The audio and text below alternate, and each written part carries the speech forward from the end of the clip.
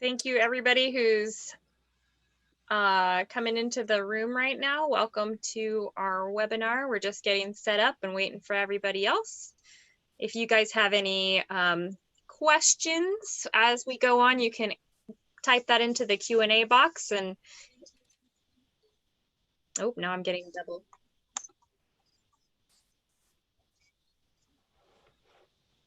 Let me figure out how to mute this thing.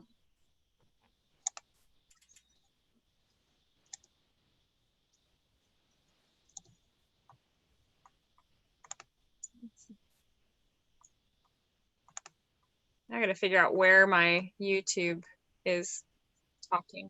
Christiane, if you just hover on the bottom of the YouTube window, you should see the little speaker and you can mute it manually that way. Okay, I just gotta find the YouTube window.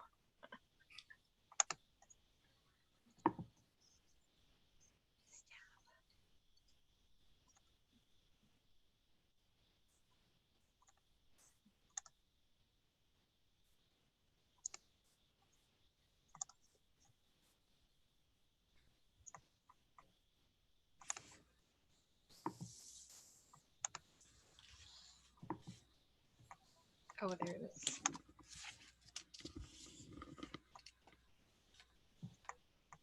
And thank you to everybody who is bearing with us here. Okay, I think I'm muted now on YouTube, so we'll see if we get feedback now from that. Okay.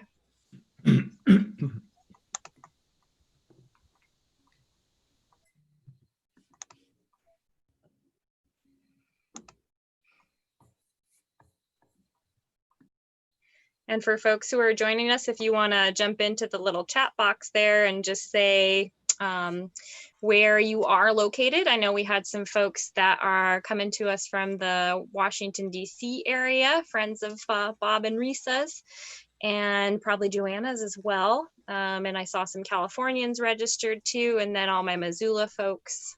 So if you want to add in that little chat box down there where you are, that'd be great. Oh, we got a San Diego and Seattle. Excellent. And we're just going to give us a couple of minutes here to let the rest of the folks join us. For those of you who are on YouTube, thanks for joining. And for our attendees who are on Zoom, this is being live streamed on YouTube as well. So that'll be recorded on our YouTube page. So if you have friends that missed this and want to join us later, you can always share the link with them when I give it to you.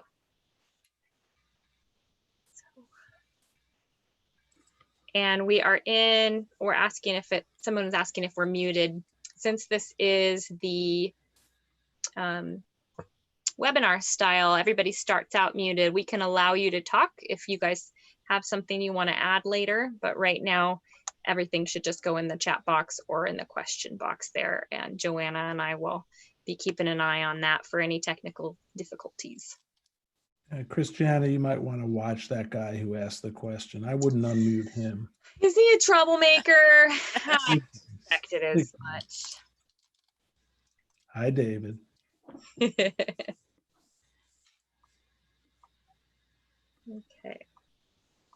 This looks like the Bob Fleschner fan club. We'll take them all. That means I have a brand new audience to talk about Fort Missoula too. So that makes me happy.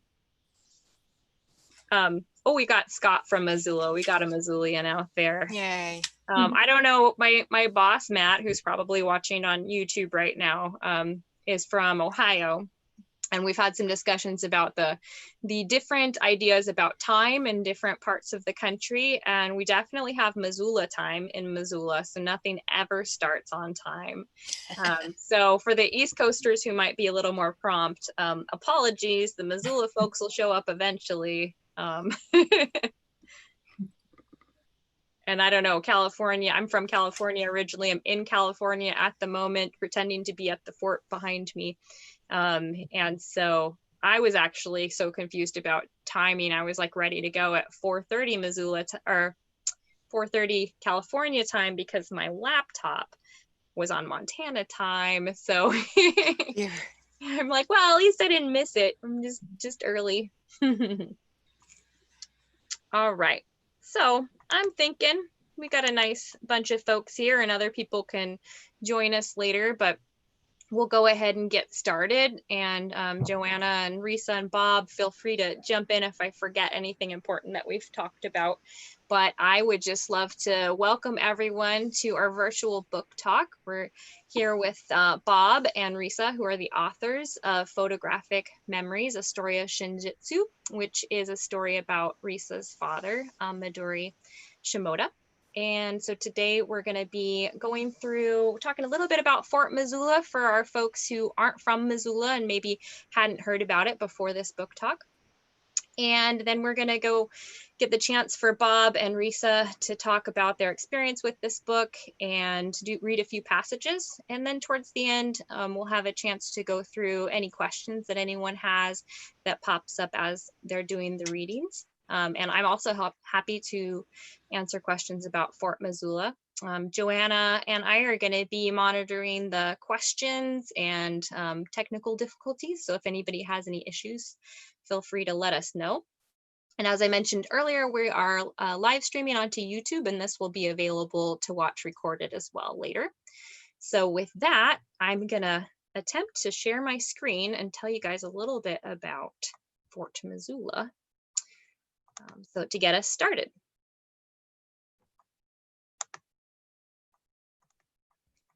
All right. Oops. So almost. Technical difficulties.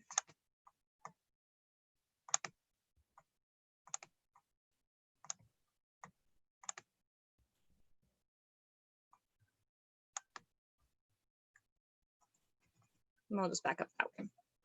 Okay, so welcome to our book discussion. My name is Christiana Ailson, and I'm the Education Director at the Historical Museum at Fort Missoula. Fort Missoula was established in 1877 as an army base, just in the time of the Indian Wars, just a year after the Battle of Little Bighorn. And it's had a very interesting history that I would love to talk to you about, but it would take, as long as we have. So we'll jump forward to the eve of World War II. The United States government was looking for a spot to place potentially dangerous enemy aliens in case we went to war. And so in the spring of 1941, before Pearl Harbor, Fort Missoula was established as an alien detention center, which initially held Italians who had been on merchant vessels that had been seized, and also at the World's Fair. And then later, after the bombing of Pearl Harbor, we were the place where they sent Japanese folks that were leaders in their community, or for some reason, the government decided that they would be the people who could lead some sort of an insurrection. And we'll talk a bit about that more later. So our 1877 and then rebuilt in the 19-teens fort became a prison, as you see in this photograph here, with 10-foot barbed wire fences. And this is the construction period where the Italians were asked to build the barracks that later would house them and the Japanese and a handful of Germans. And you can see the structures here. There's a little half circle with some tall buildings and trees around it. That was our officers' row. And then these long white buildings were kind of the core of the alien detention center, where the Japanese, Italians, and Germans and Japanese Latin Americans would have spent most of their time during World War II. So we will spend some more time throughout the talk discussing this, but at this point, I'm gonna turn it over to Risa so she can tell us, her experience of researching this and how she got involved with Fort Missoula. Thank you, Christiana. Thanks everybody for being here tonight. It's really great to be hosted by this this facility that is little known outside of those who are, kind of fans of World War II history or Missoula itself, or those who are familiar with the relocation of so many Japanese in 1942. So I was for many years went out to Salt Lake City for work every summer for a trade show, just a work deal. And one summer I agreed with my mom and my aunt to revisit a town.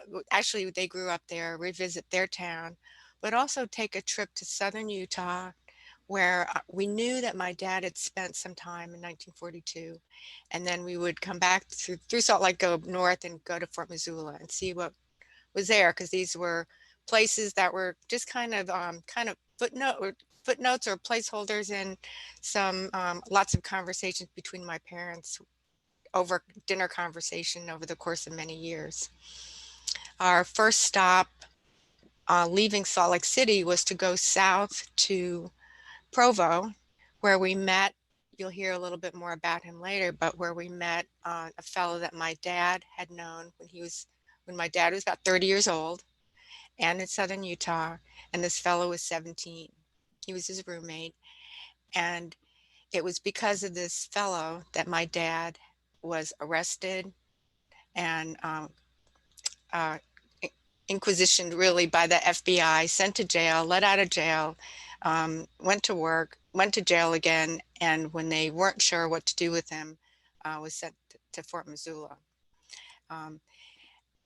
When we met this fellow who was now retired and a Walmart greeter in Provo, Utah, he was delightful. He was there with his wife and my aunt and myself and my mom. And this was 1999. And he had seen my dad last in September of 1942.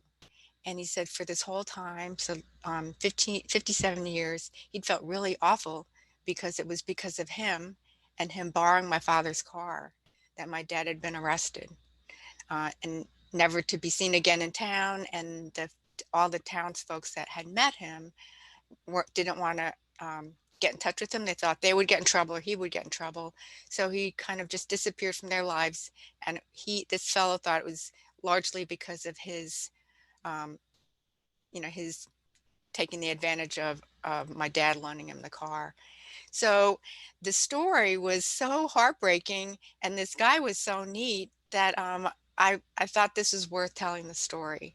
And for about 10 years after that, I visited almost every year to this town, Blanding, Utah, got to know the family that sponsored my dad and got to know that their own story as LDS folks in southern Utah. And the story built, the more I visited, the more the story built, and the more it became a possibility to actually write a little bit more in kind of a manuscript or a book about him. So that was just kind of the seminal part of a trip. Once we went to southern Utah, there's not enough time to go into that whole part, but when we came back up north and went to Missoula, we were struck by the fact that here was a fort, there was a little bit of history, there wasn't much signage, and in the little bookstore, there was virtually nothing about that this was an alien detention center. There were histories of Missoula, history of the West, history of the Northwest, and really nothing about what had gone. There were no books and things about that. So it just seemed like the stories needed to be told. So, fast forward now many years, the facility has been refurbished. There's tons of information about this time period, and Christiana will tell you more about an exhibit that's coming up. But while the learning about the story was heartbreaking and kind of horrible, going through this period of time where now the story has been rebuilt and can be told now when there's a sort of an audience of people who are curious, similarly horrified about what happened at the time with all the Japanese, and interested in learning more and sharing. So happy to have worked on this since that time. And the bow tie on the whole package, and the reason why we can be here is that I've known Bob since we were 5. We met in kindergarten, went through high school and grade school and high school together, and sort of kept in touch, but we live near each other. The last couple of years had gotten in better touch, and with some of the folks who are here with us tonight. And hearing that he had been doing some writing, knowing that he really liked to write, has written in the past, I just sort of out of the blue asked him if he would help me with this project of telling my dad's story. And sort of to my surprise, he just said yes. And the rest is a great deal of patience and hard work and discipline on his part. So I'm really thrilled that he put all the work into the effort, because he's an awesome storyteller, and we had this book as a result. Thank you, Risa. I will say that it was the honor of a lifetime for Risa to invite me into her world again. I knew her dad growing up to say two sentences. Hi, Bob. How are you? We would shake hands and then he would leave. And Risa's mom would then come in with food and drinks and everything for the teenagers who congregated at Risa's home all the time. And so when Risa handed me a box that probably had 6 or 7 inches thick of papers and said, "Here you go. Good luck. Let me know if you have any questions." It was just fascinating to go through it. And when you go through the intense research that Risa went through, and you see documents upon documents, FBI and immigration services, and documents signed by J. Edgar Hoover. I mean, who has that in their life? Just saying that he should be interned.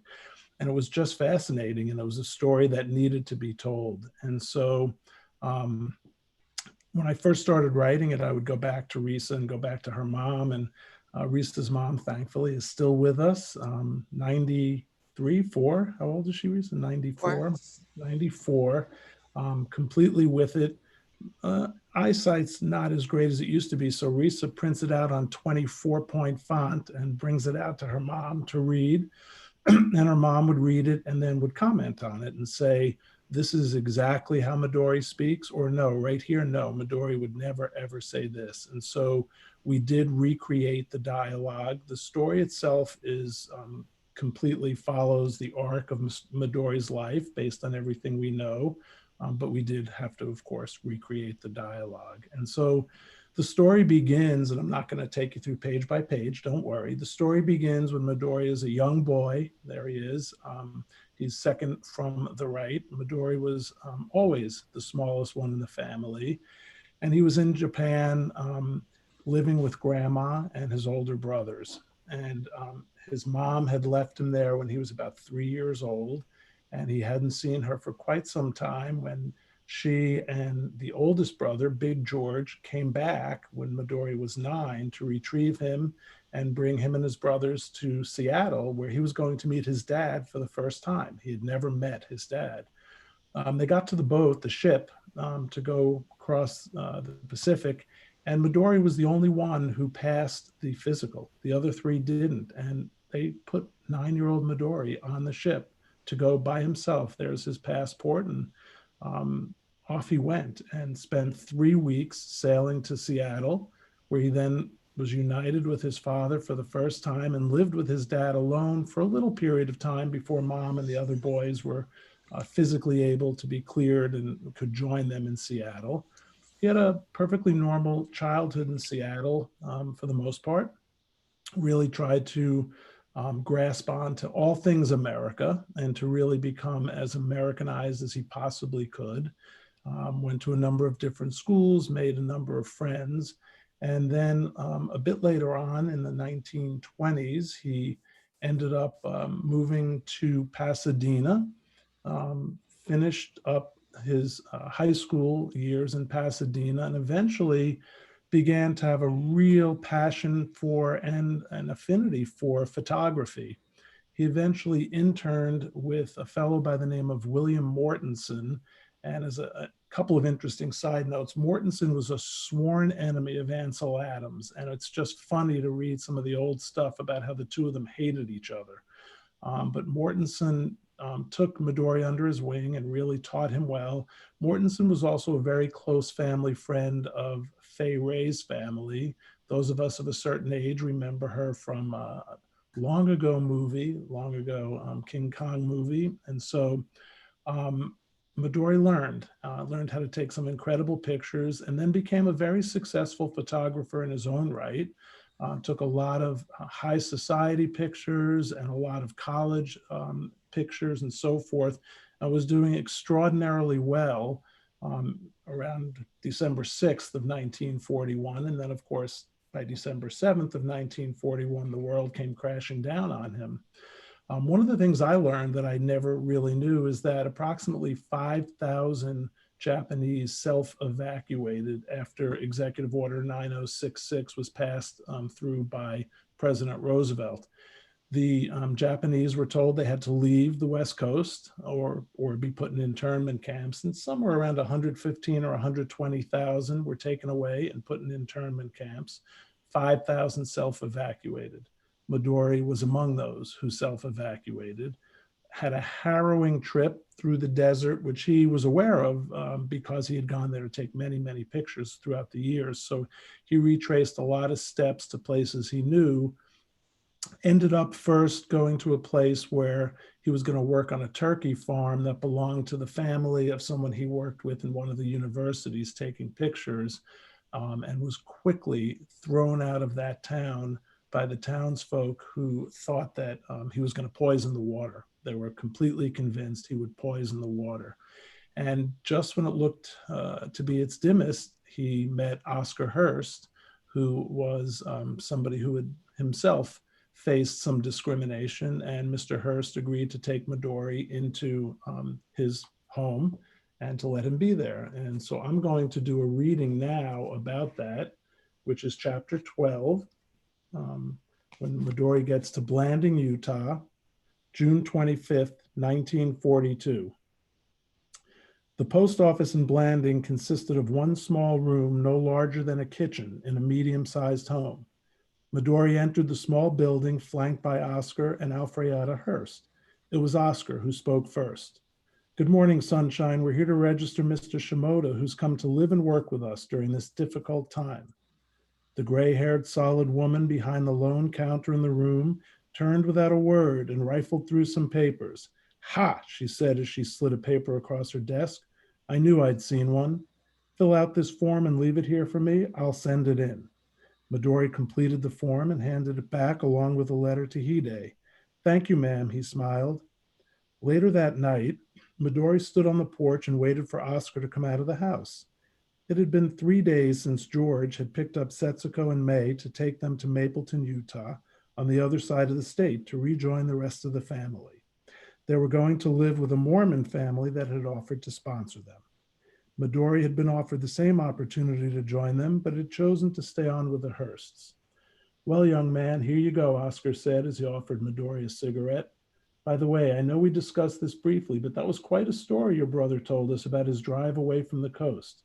Can you see the three of them taking off their belts and using them to pull the broken down car? What a hoot. Of course, they were probably crapping their pants." "I thought Mormons don't smoke or curse," Midori replied with a small grin. "I believe we've covered this ground before, haven't we?" Oscar answered as the two men lit their cigarettes and laughed. "You miss Sets and May, don't you, Midori?" he continued. Midori nodded. "I do, but I also am convinced that I'm better off here. You were very kind to me, Oscar. I very much enjoy sharing a room with Devon." Oscar began walking to the far end of the porch. He turned and spoke. "You're an easy man to be kind to, Midori. Joan and Devon already love you like a brother. And the wife, well, Alfreada may like you more than she likes me. No woman in your life, Midori? Ever had a serious girlfriend?" Midori scuffed his shoes on the porch and looked down before looking back up at Oscar. "I was married.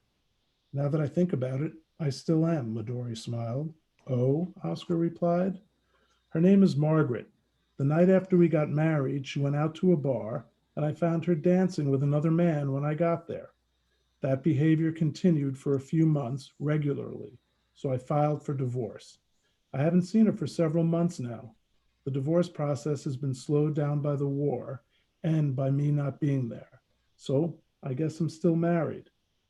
"Sounds like Margaret shouldn't have gotten married in the first place," Oscar offered.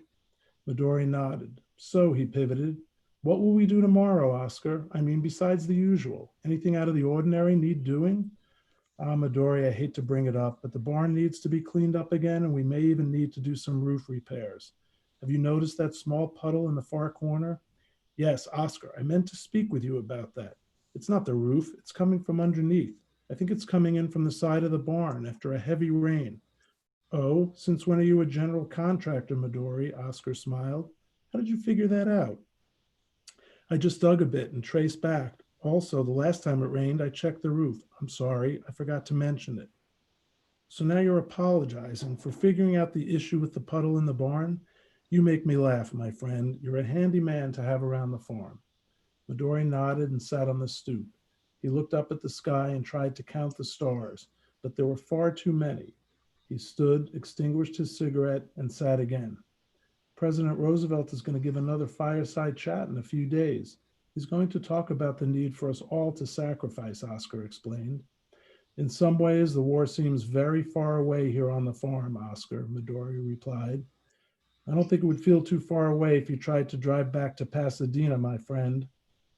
Midori nodded. I don't think I should try right now, he smiled. You sound like the voice of reason and experience. I will take your advice. Like I've told you before, when it comes to being discriminated against, we've got some experience. And it's stupid experience in some ways. I think I told you our family moved to Mexico when Utah outlawed polygamy to gain statehood. My father had 3 wives. Crazy, I know. But you came back. Well, yes, the Mexicans had no use for a polygamous Mormon family. I was in my 20s and smart enough to know that 1 wife was more than enough. So I married Alfreada and we moved to Ogden. 4 kids later, we moved here. We needed a lot of hands to operate the farm. Folks around here are LDS and they know our shared history, so we all get along pretty well. The 2 men bantered easily, occasionally smoking between conversations. Eventually, they headed to their rooms to prepare for another day on the farm. As Midori entered the room he shared with Devon, the teenager put down his book and looked up. Devon, you look even bigger lying down than standing up, Midori exclaimed as he motioned to Devon's feet, which were hanging over the end of the bed by a good 3 inches. I'm taller than Dad now, and I don't think I'm done growing, Devon crowed. Say, are you planning to go to Monument Valley this weekend? Midori narrowed his eyes and furrowed his brow as he stared intently at Devon, whose dark brown hair made his skin look even lighter than it was. Did I tell you that? Yes, about 2 weeks ago, remember? You were mailing a letter to Floyd, and you told me you were asking him to meet you in Monument Valley. But did I tell you the exact date? I thought I just told you generally about the trip. Oh, no, you didn't tell me the exact date, Devon replied, scrambling to sit up. I was just thinking that maybe it was this weekend. Are you going this weekend? Midori exhaled and folded his arms. Devon, I need to always be careful nowadays. I trust you, but you know, people just hate me for being Japanese. What town are you from again, Midori? Well, it's more of a city. It's called Hiroshima. It's in the southwest part of Japan, southwest of Tokyo by maybe 500 miles. I didn't live there very long. When I was young, my father came to America, to Seattle, and I went to live in Kumamoto with my grandmother. That's even further south and further west, maybe about 250 miles more. Anyway, no reason you'd ever hear of those places. Probably no Americans know of or ever will know of Hiroshima or Kumamoto. Do you miss Japan? Midori's face tightened. No, I don't miss that place at all. I would join the army, the American army, and fight against the Japanese if the Americans would let me. I tried, you know. You did? Yes, Midori answered excitedly, but they wouldn't let me. I'm not a U.S. citizen. And his voice slowed as he blushed slightly. I think I'm too small. I'm going to join the Army or Navy as soon as I turn 18 and graduate high school, Devon replied. My birthday's in December. I'm going to kill some Germans and some Japs too. Okay, Risa. So Devon is the person that I mentioned earlier, who was the retired Walmart greeter who we met many years later and befriended. And oh, Bob, you have to say what we discovered, you know, when we were doing the research about Devon years later, or what he ended up doing just the next year. We learned that Devon had flown the mission over Hiroshima. So he had actually been there when it was bombed. Kind of amazing irony. So the shortened story of what happened after, Devon was out with my dad's car. He would lend him his car anytime he needed it to go to the doctor or to go to the store. And he went out of town on one of the few roads that were outside of the little town of Blanding that was paved. Most of it was, dirt roads, but the main industry in the area was vanadium, uranium or vanadium. They were supplying a lot of the mines were very busy. There are 13 or 15 mines. They are very busy supplying the government with what they needed for what you use uranium for. And he was out there with a friend and his sister out near one of the mines. Someone saw the car, my dad's car, near the mines and assumed that Midori was out there doing no good. Called the police. Police came and picked him up from the house. Devon never saw him again. And he was picked up and went to to the jail locally, and then FBI came down to bring him back on a train to Salt Lake City. He was in jail there for a little while, and he had not committed any crimes, so eventually got out, started working in a studio and photography studio as he was planning, and mentioned to someone that he was working with that he really wanted to go to New York City to apply his trade and work with people who were really competitive as a photographer. That comment got him put back in jail, and they really kind of didn't know what to do with him. And if he were just a photographer, it would have been bad enough, but because he wasn't a citizen, Bob mentioned he spent this time in Japan. His siblings were citizens, but he wasn't.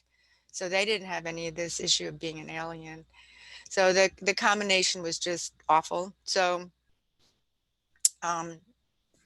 when they let him out of jail, they sent him to Fort Missoula. That seemed like the best solution. So he spent time in Fort Missoula, and we've seen the pictures there. And I'm going to read, to give a little bit more context for what it was like there. I'm going to read a part of the book that's a little bit later, chapter 22. It's one of the first of 3 chapters that are located there. And here are a few pages from that section. June 6th, 1943. Midori leaned against the wooden wall behind his metal cot. He held what passed for stationery against a piece of flimsy cardboard from the top of a box, which was balanced on his knees. Took a deep breath and began to write. Dear Hide, this is Uncle George's wife. I hope that you and George are well, and of course everyone else too. How are the girls and Papa and your dad? How is it in Mapleton this time of year? Are the people being nice to all of you? Well, the internment camp here in Fort Missoula isn't horrible, but of course I'm not allowed to leave.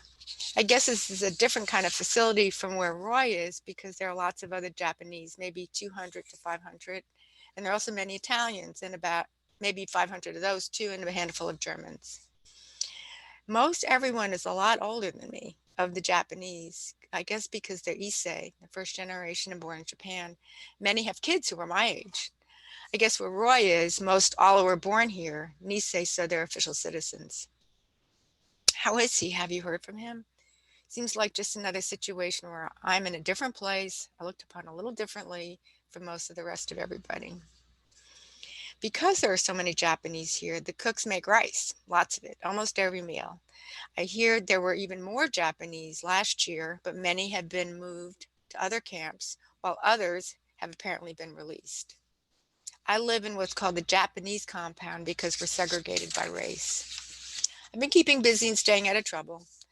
Anyone who has the opportunity to work out in the field at 10 cents an hour, which is the internationally agreed upon pay for prisoners of war. Even so, the setup impresses me as slave labor, so I'm kind of refraining from it. However, I keep myself busy with tennis and baseball, and I help out in the kitchen. We all have the chance to work in the kitchen or the laundry. They also show us lots of movies every Tuesday and Saturday afternoon, it seems. The Italians all shriek and scream every time a pretty actress is on the screen, and the guards don't seem to mind. With love to all, Midori. He reread the letter, folded it, and placed it in an envelope. You know, the man sprawled out on a cot called over to Midori. The censors read all of our letters before they go out. Anything you say that is negative will cut out that letter. They'll cut out of that letter. Midori smiled and looked to his left. The man lounging on the cot was not quite as short as he was, but he was short. His trademark was the premature gray streaks in his otherwise dark hair. Thank you, Masao, Midori said. But how do you know that since you don't see what's delivered to the person you've written to? You will see, my friend. It becomes clear. Like you might say, the food here is horrible. Next letter from the person you wrote to would say, so how's the food? You can tell that they've messed around with the letter. It's not quite what you wrote. Midori rubbed his chin and then swung around on his low slung cot and placed his feet on the floor as he faced Masao. Do you think they add anything to our letters? He asked. No, I don't, Masao shook his head vigorously, and Midori caught sight of the gray streaks as his fellow internee's hair swung left to right. They would have to imitate our handwriting, and that's too hard.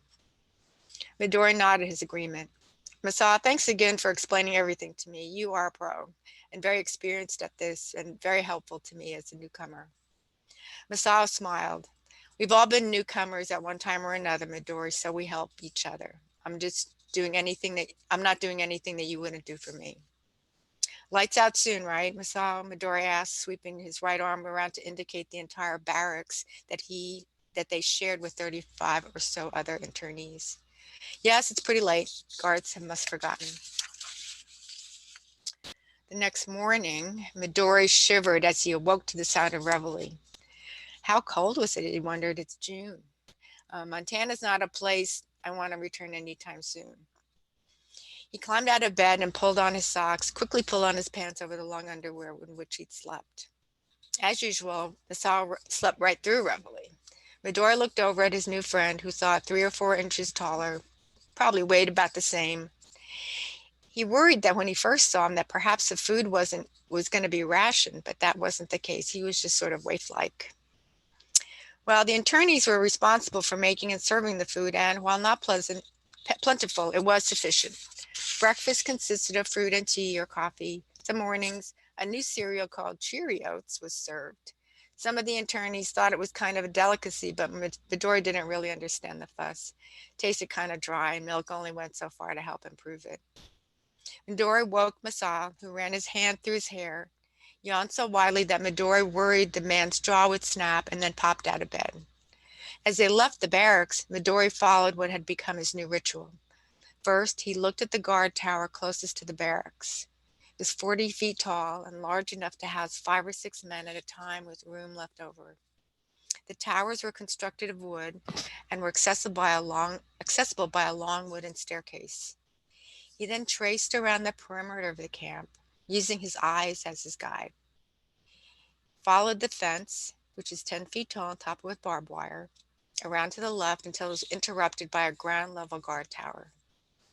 He was about to continue along toward the next large guard tower when he sensed Masao eyeing him, so he turned around to his friend.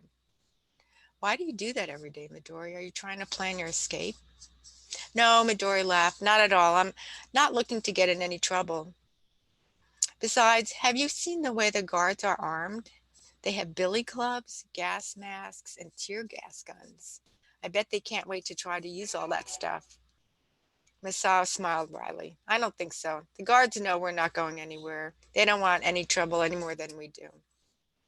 Midori smiled just slightly. Okay, that's good. I mean, I've been roughed up in the past, but never hit with a billy club. No reason to start now. Masao snorted. No offense, my little friend, but the cops or guards usually use billy clubs when they're worried physically and need an edge. Sorry to say, but you don't look exactly like you're going to strike fear in them. Midori patted his new friend playfully. You're not exactly a big weightlifter yourself, Masao. Tell me, were you ever arrested? Does being brought here count? Is that an arrest? If so, well then yes, once. If not, no. The two walked playfully, bantering, and headed into the mess hall. They sat down at the long wooden table with the other internees, the Japanese sitting at one end of the hall and the Italians at the other. The room wasn't big enough to seat everyone at once, so there were 2 seatings for every meal. Midori and Masao chose the first seating when given the chance. As breakfast ended, Midori headed back toward the kitchen with his and Masao's bowls. One of Midori's jobs at the camp was meal cleanup. So as he was about to enter the kitchen, Midori spied several guards striding purposefully into the mess hall. He stopped and watched as they approached Masao and 2 or 3 others. Words were exchanged, not angry, but firm. The guards pointed, and the men went off with them. Midori squinted as he tried to decipher Masao's facial expressions, but his friend was inscrutable. There was no violence, no raised voices. Still, it was disconcerting to see the men led out by guards. Midori pursed his lips, inhaled, and headed back to the kitchen. Walking to his usual spot at the sink in the far corner, he grabbed a towel and began to dry the bowls that were piling up where they'd been washed by other internees. He strained to understand the combination of Portuguese and English being spoken by the small group assigned to dish and bowl cleanup. A few were from South America and spoke no English. Some knew a bit of English, some Portuguese, while Midori and others spoke English, but no Portuguese. So they spoke very little Japanese and just pointed and smiled. So if you want to hear the rest of the story, you'll have to read the book. But I wanted to, Christiana, if you could go back to some of the photos that you had up early of the play. I don't know if you can do that. You might have seen these odd pictures. They are in the barracks on display. And I thought they were pretty funny when I saw them. I didn't really know what they meant. My brother was with me and he was horrified to see his father in drag. But what we're guessing is that because my dad was so much younger, so he's 30 years old, and most of the other folks are represented by the other folks in that those shots were much older because they were the first generation. They were established business people, lawyers, doctors, whatever. So they were more 40s, 50s, 60s. And, my dad was both young and short and looked like the best suited for a woman's role. So I think he was a heterosexual person, but so this is just kind of an amusing element of the exhibit that you'll see, and you'll see these photos if you visit.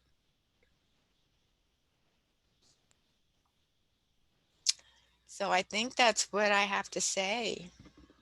All right. Thank you so much, Risa. And thank you, Bob, for doing those readings and for letting me put the pictures of them all dressed up for the play. So if you look at this photo that's on the screen now, the building in the front is the T1 building, which would have been where Midori's friend and Midori eventually had to go through their hearings with the representatives for the FBI. And then that large building in the background that's sort of a dark brown, that's the rec center where that play that we had the photos of would have taken place. And those pictures where they're standing in front of a door, I believe, are that front door of that structure as well. So just to sort of orient you to this photo here. Risa, do you mind mentioning, do you want to talk about what happened to your dad after this, or do you want to just leave it for readers to find out? Well, I can just briefly mention this is a studio that it was not the very first place where he was hired when he got to New York City, but as he had hoped to through ever since he started his business and aspired to become a very competitive commercial photographer, he wanted to go to New York. He did make it to New York. And the RK is Robert Keane, so it's a commercial photographer who had a good reputation at the time. He hired him, and when he hired him, he said, "You seem qualified. If any of my customers have a problem with you, I'm going to have to let you go." But he didn't. He didn't have to let him go. He did a fine job there. Started his own studio in probably in the early 50s, and then got his second studio where he worked for almost 20 years at 80 West 40th Street overlooking Bryant Park in New York. So he did achieve his goal and got married, had a few kids. And here there are some photos of, not surprising, aspiring actors were models, as they are now probably. And you don't realize that they did the modeling until they became famous actors. But this is Tyrone Power, who's a famous actor in the 40s and 50s, taken in the late 40s. And he was modeling something, maybe that handkerchief or maybe that suit. And then I don't know the person on the right, the fellow in the glasses, but the person on the left was Grace Kelly. And my dad met her when she graduated high school, and she was 17. She lived in Philadelphia and would take the train up to New York City to do modeling. So for a couple of years, she was in just a number of still photographs like this.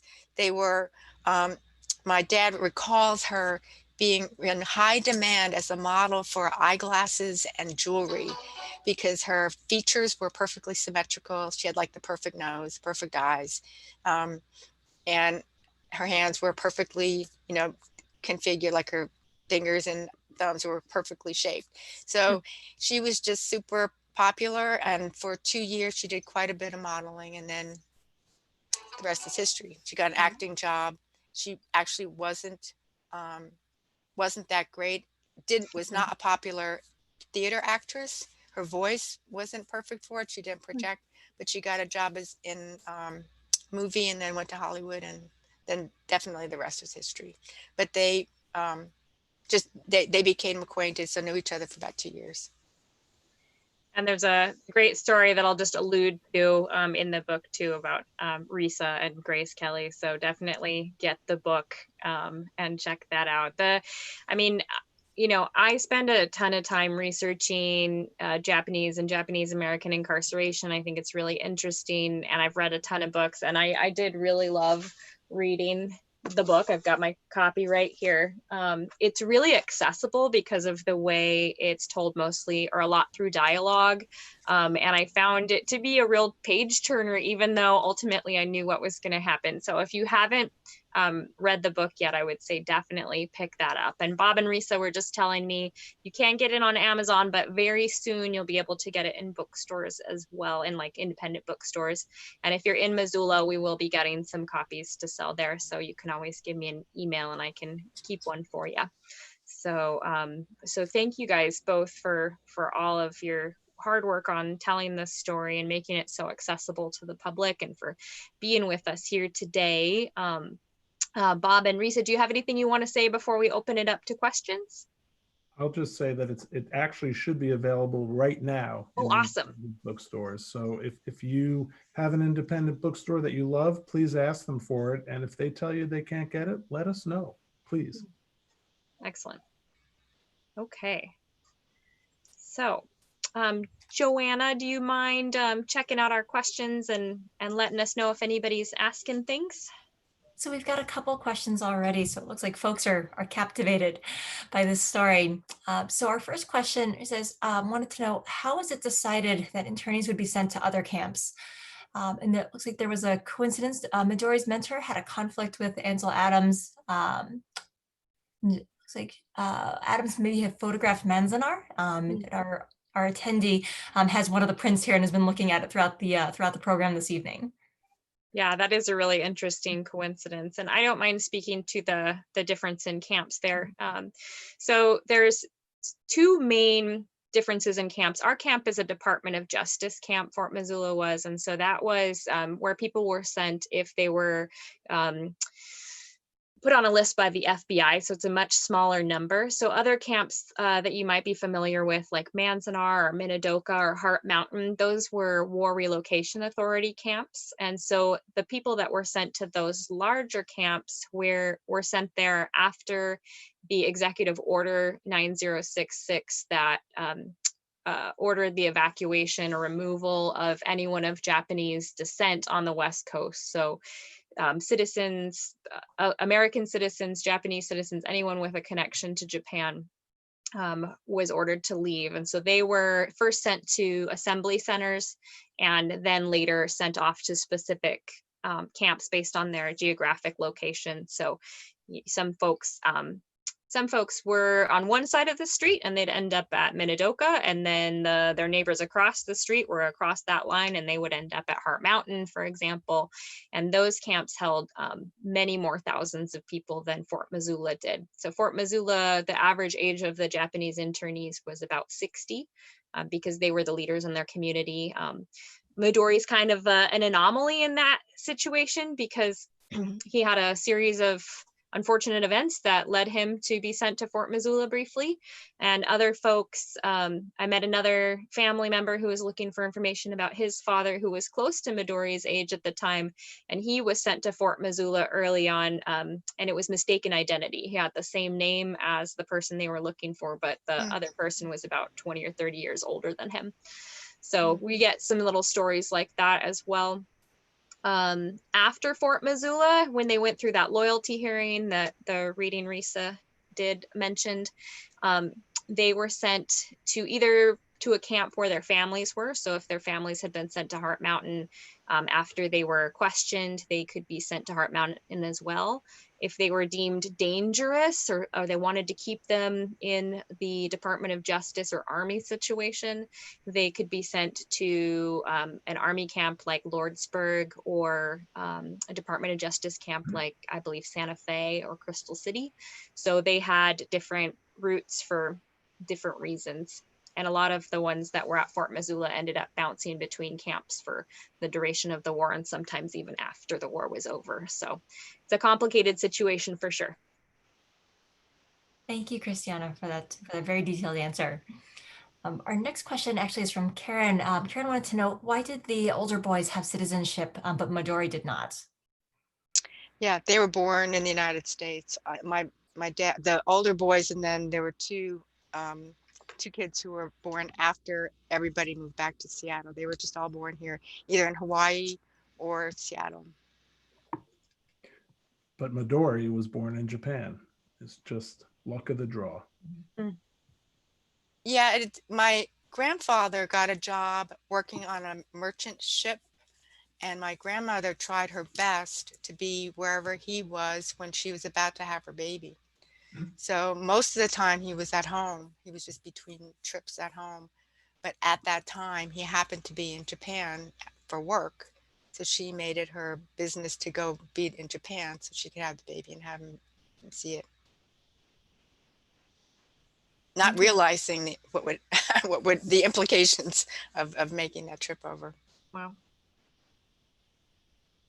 Thank you, Risa. We have another question for you, Risa, as well, from David. With 10 years of research, at what point did you start to see how you wanted to tell his story? I didn't know how to tell the story. It's, I had filled in a lot of elements of the sequence of events, learned. So I knew before doing all the research, I just had little bits and pieces. But I should mention that my dad suffered from Alzheimer's, died after 20 years of being an Alzheimer's person.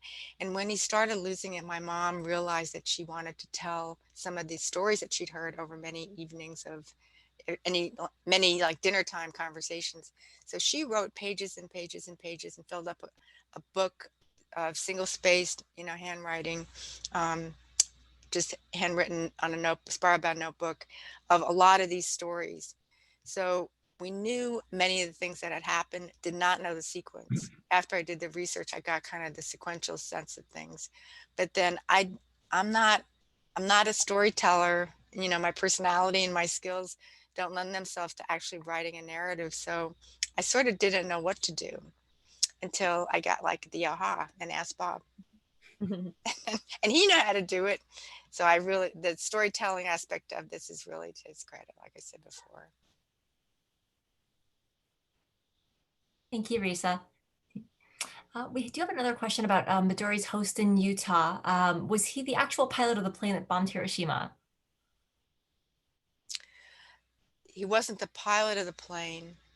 And he was, when he joined, he was 18, so he was quite young. But he was on the mission. We don't know his role. And we didn't really learn that until we saw his obituary. He died maybe 7 or 8 years ago, and it was mentioned in his obituary. So we know he was on that mission. Thank you, Risa. Another question for you. Are you able to comment on Mike Mansfield's roles in the hearings? Sure. So Mike Mansfield was a professor at the University of Montana, I believe in some sort of Japanese or Asian studies. Many of you probably know his name because he was also in Congress and then the ambassador to Japan. So he has a good connection to Japan. But during World War II, the folks who were in those loyalty hearings representing the FBI they were meant to be people from the internee's hometown. So if you're from Seattle, someone, a judge or a bank president or whatever, was brought over to Fort Missoula to proceed over all the loyalty hearings for that group. But it didn't always work out that way. So they had some Montana folks, a judge from Great Falls, Mike Mansfield, a few other people to sit on that hearing board to ask you the questions for the FBI and then to make the recommendation to the FBI about what to do going forward. We don't know what Mike Mansfield thought about that. We know that he had a great relationship with Japan, and rumor has it when he was asked about his role and his experience serving on the hearing boards, he said he didn't recall that time, which makes me think that it wasn't a part of his life that he was real happy about. But I don't know specifically how many times he served on the hearing board, but that's the story that we know. So I'll just add that, and we don't obviously don't know the motivation, but after he retired, or when he was done being a senator, he became the ambassador to Japan for many, many years. So his relationship continued. Thank you, Christiana and Risa. Risa, could you tell us, how did Midori get his name? Well, his parents had several boys, and they really wanted a girl. And when he arrived, they gave him the name that they'd planned to give to the next child. It's a girl's name, and it was at the time the name of the emperor's wife. It's the name of a constellation, and it's also the name of that color green that you're familiar with the liqueur. But it was just because it was a pretty name that they liked, and they had really wanted a girl. I did see one more question pop up about how Midori handled this experience. Someone was wondering if he was bitter about it or why, and why you think he might not have been bitter about having been through this experience. It's not really enigmatic, but I think it's almost difficult to understand. He was an extremely, extremely positive person. And I don't know if it's because he felt like he had gone through hardship and had, gotten past it. But if you heard him talk about leaving California, as I recall when I was little, leaving California, going to Utah, going to Missoula, and all the different steps along the way, you would have think that he was on vacation. He talked about Missoula. I mean, he talked about Missoula in the context of really liking to play basketball. And he mentioned that the guards didn't have very much work to do because they knew that they didn't have to worry about people leaving. I think I remember there was only one person that tried to escape, and it was Italian, some Italians put the brother in the trunk of the car or something, but no Japanese ever tried to escape. If you heard him talk about blanding, he would talk about loving to learn how to make ice cream and bread, and learning how to bridle a horse and how to ride a horse and milk a cow. So he was just extremely positive person. And between that and I think his just dogged pursuit of his profession, he was just focused on what he wanted to do, and everything that happened that seemed to be kind of a roadblock, he just viewed as kind of temporary speed bump. So, and it's one of the reasons why, my motivation for writing the book is that it's possible, even though it might be hard to imagine being so positive and with all these things happening to you, but that it is possible to make your way through, because at the end, he felt like he had a fabulous life. Very happy about it. I actually received a question via text from someone who's having trouble putting a question in there, and it's one that I can answer a little bit. Christiana and Risa, please chime in also. The question was from someone who said, wow, I didn't realize that there were Italians and a few Germans also in the camp. How did they get along with each other? Did the Italians and Japanese get along? And from my research, the answer was, yeah, they did actually get along pretty well. But Christiana, I'd love it if you have further color on that. Sure. So we know that when the camp was fully in at full capacity, and there were, you know, more Italians and more Japanese, they were pretty well kept separately as far as where they ate and where their barracks were. There was an Italian side and a Japanese side. They did have a big difference in age group, and that part of that is because the Italians that were here were mostly sailors who'd been on ships or working, or young men working on the at the World's Fair. So between, you know, 60 for the Japanese as their average age, and then much younger for the Italians. They might not have had a ton in common, but we do know about, you know, playing sports and doing demonstrations like judo demonstrations and fencing demonstrations, like that. There were recreation times where they were definitely together. So as far as we know, you know, there may have been some big differences and language differences, but they would have been around each other quite a bit. Great, thank you. Risa, did you tell me the story? Was it a baseball story? Did you, or someone told me a story about teaching Italians how to play baseball, but that wasn't you? It's in the book. No, yeah. Yep. Okay, The book. so And if you you want to do know more have, about that, read the book. there is a photo in your archival group that of a baseball game. There's one where you're looking through the fence, but there's another one of a long shot of a crowd watching the baseball game, and everyone seems very casual. It looks like they're just a whole bunch of guys watching a baseball game. You know, no one was separated or anything like that. Yeah.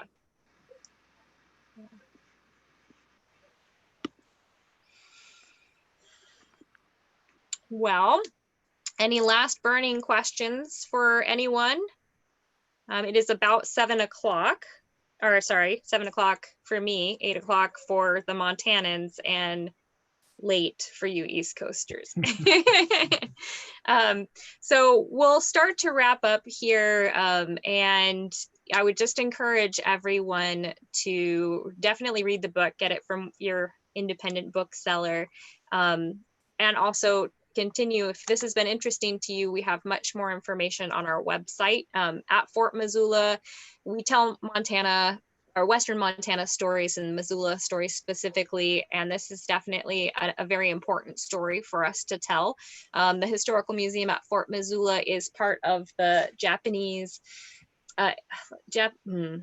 American Confinement Sites Consortium, which is a mouthful, and also the International Coalition of Sites of Conscience. So we take telling this story very seriously. The photo on your screen right now is one of our restored barracks, and that includes a large display of information about the Alien Detention Center. We also have 2 more barracks that are in the process of being evaluated through a JAX grant from the National Park Service. And so we'll be continuing with their restoration. Our courtroom is available to check out. So if you would like to have a tour, if you live in the Missoula area, you can always get in touch with me and I can show you the courtroom, the restored courtroom where Midori would have had to face the representatives of the FBI. And we do have a brand new exhibit popping up. It just opens on October 9th in our main museum building. It's called Looking Like the Enemy, the Issei Internment at Fort Missoula. So we're really looking forward to having some more space to talk about all the intricacies of the Department of Justice camps and what happened to folks after internment as well. And then our website is there on the screen for you. We will upload this video to our website, and I'm also going to send everybody a link. I know some folks who registered got stuck somewhere and didn't get to see the full thing, so we'll make sure you get to see the recorded version. And if you have any questions about Fort Missoula or about donating to help preserve the Alien Detention Center story, you can always reach out to me either through my email address or through the email or website there. And then it looked like there might have been a couple more things popping up. Joanna, do we have more questions or people just saying No, I bye? think people have found the conversation to be incredibly rich and valuable this evening. So just a lot of expressions of gratitude. Okay, wonderful, wonderful. So any last words, Bob or Risa, that you want to share? I would just share one quick thing before letting Risa conclude, and that is that when Risa and I finished the book, we thought long and hard about partnering with a charitable organization that we could give some percentage of the proceeds to. And it was a pretty easy choice to pick Fort Missoula. And we're just so thrilled to be associated with you. And everything we've done with you has been first class. So thank you, Christiana. Oh, you're very welcome. And we really do appreciate that, and appreciate you taking the time to share this story with us. We do try to do in-person, book talks and movie showings and stuff. But the great thing is now, the silver lining of COVID is that now we can reach people, all over the world in a way that we didn't before. So I'm glad that everybody joined us today. I'd just like to echo what Bob said. Thank you so much for everyone taking the time and everyone who joined us this evening. It's really a thrill to share the story and experiment to be in this medium and talking about this product to a lot of people who are all over. And I wanted to thank Joanna also for helping out on the back end. Thank you so much. Thank you. Yeah. And thanks everyone for being patient with me learning how to use this Zoom process as well. All right. Good night, everyone. Good night, Thank everyone. you. Good night. Thank Take you care. so Stay safe. much. Bye. Bye.